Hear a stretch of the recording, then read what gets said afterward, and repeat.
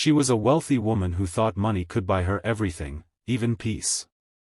But when her newborn baby wouldn't stop screaming, all the doctors, medicines, and lullabies failed.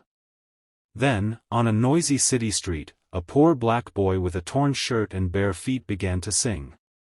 What happened next would forever change both their lives. The city skyline glittered with lights, but inside the penthouse apartment on the 43rd floor, chaos reigned. Evelyn Carter, a wealthy socialite who had married into old money, held her newborn daughter close to her chest, her designer silk robe stained with milk and tears. The baby's cries pierced through the expensive glass windows, filling the luxurious space with a sound Evelyn could not escape. For weeks, her little girl had been inconsolable. Doctors had prescribed drops, suggested changes in formula, and even recommended sound machines, but nothing silenced the screaming. Evelyn's husband, Marcus, buried himself in work, leaving her alone with the wails that seemed to claw at her sanity. For a woman who had lived her life with everything under control, wardrobe, reputation, career, this was something she could not master. The crying was relentless, and the silence she once took for granted felt like a lost treasure. Neighbors whispered behind her back. "All that money and she can't even keep her baby quiet." Evelyn pretended she didn't hear, but each comment was another dagger of shame. Exhausted, she sat in her private elevator one evening, baby in arms, deciding to step out for some air. Maybe a late-night drive would calm the child, or maybe the hum of the city would drown out the cries for a moment. But as she walked out onto the streets of Harlem, something unexpected happened. In the middle of a street corner, under a flickering lamppost, she saw a boy no older than 12 sitting on a wooden crate, humming to himself. His clothes were worn, his shoes had holes, and yet his voice, deep, rich, and hauntingly pure, seemed to rise above the chaos of the city like a prayer. Evelyn paused, not out of pity but out of surprise. And that's when it happened. Her baby, who hadn't stopped crying for hours, suddenly grew quiet. The silence was so shocking that Evelyn froze on the spot, clutching her daughter, afraid that even breathing might break the spell. The boy's name was Malik. He lived 2 blocks away in a rundown apartment with his grandmother, who had raised him since his parents died in a car accident. Life had never been easy, but Malik carried a voice that seemed older than his years, a gift his grandmother often said was heaven sent. Singing was his refuge, his way of forgetting hunger pangs and the bullies at school who mocked him for wearing hand-me-downs. Evelyn didn't know his story when she first approached him that night. All she knew was that her baby was calm in his presence, her tiny chest rising and falling in rhythm to the melody.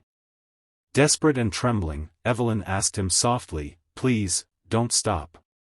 Malik looked at her, wide-eyed, unsure why a woman dressed in pearls and diamonds was asking him for anything. But he kept singing, a lullaby his grandmother had taught him, an old gospel hymn about hope in dark times. Evelyn lowered herself onto the curb beside him, clutching her baby tighter, tears spilling down her face. For the first time in weeks, she wasn't listening to crying, she was listening to peace. When the song ended, Malik looked embarrassed. "I'm sorry, ma'am. I like to sing." Evelyn shook her head, wiping her tears. "Don't apologize. You have no idea what you've just done." From that night on, she sought him out again and again. She would drive her baby around until she found him singing on the corner. Each time, the screaming would stop, replaced by a stillness that felt like a miracle. People began to notice the odd pairing, a rich woman in a luxury car pulling over to listen to a poor boy sing. Some sneered, others whispered, but Evelyn didn't care. She was starting to realize that Malik wasn't just calming her baby, he was teaching her something she had never understood about love, humility, and the power of gifts that money could not buy. Word began to spread. Local shopkeepers noticed the boy's voice and would step out of their stores just to listen. Mothers with restless toddlers started bringing their children too, and slowly a small crowd would gather around him each evening. Malik had become a quiet force of healing for people who were otherwise invisible in the city's rush. Evelyn, who had spent her life among gala dinners and charity auctions, found herself sitting on cracked sidewalks, talking to people she once might have ignored. She began to learn Malik's story, about his grandmother who worked double shifts as a cleaner, about his dreams of one day singing on a real stage, about the nights he went to bed hungry. It humbled her deeply. For the first time, Evelyn saw how small her struggles were compared to his, and yet it was this boy who had given her back her sanity. One evening, she brought food for Malik and his grandmother, insisting on carrying the heavy bags herself up the creaky stairs of their building. She was shocked by the tiny apartment, the peeling paint, the broken furniture, but what struck her most was the joy, the laughter, the warmth, the love that filled the space despite the poverty. Malik's grandmother took her hand and whispered, "God works in mysterious ways. He sent you here." Evelyn smiled through tears, realizing that maybe she wasn't the rescuer in this story, maybe she was the one being saved. Slowly, the lines between their worlds blurred. She invited Malik to her home one afternoon, and though he was nervous, his voice filled her grand piano room in a way that made even the marble walls vibrate with emotion. Her husband, Marcus, who had been skeptical and distant, stood frozen, unable to deny the gift he was hearing. For the first time, he too bent down to cradle his daughter, humming along to Malik's song. And in that moment, the Carter family, defined for so long by status and wealth, began to change. Months passed, and Malik's voice continued to be the only thing that could calm Evelyn's baby. But something else began to happen. Evelyn's heart, once armored by privilege and pride, began to soften. She started volunteering at Malik's community center, donating not just money but time. She spent evenings helping his grandmother with groceries, sitting with other mothers who had children with struggles of their own. And all the while, Malik's dream of singing grew brighter. One evening, Evelyn arranged a small recital at a local hall.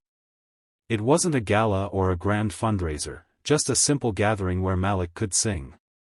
Word spread, and soon the room was packed with neighbors, teachers, and strangers who had heard whispers of the boy with the voice that soothed even the most restless souls.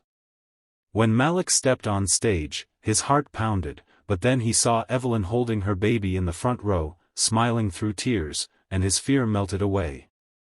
He sang as though the heavens themselves had opened, his voice wrapping the room in something sacred. The baby slept peacefully in Evelyn's arms.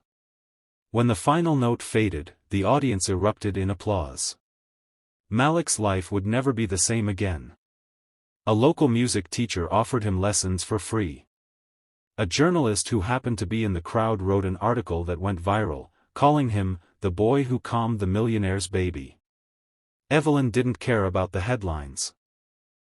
What mattered was that Malik had found a path, and she had found something she never thought she would: humility, gratitude, and a kind of love that money could not buy.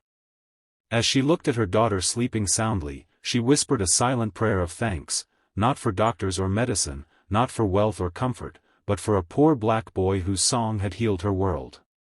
And from that day on, Evelyn vowed to never let his voice go unheard again. Sometimes the most priceless gifts come from the most unexpected places.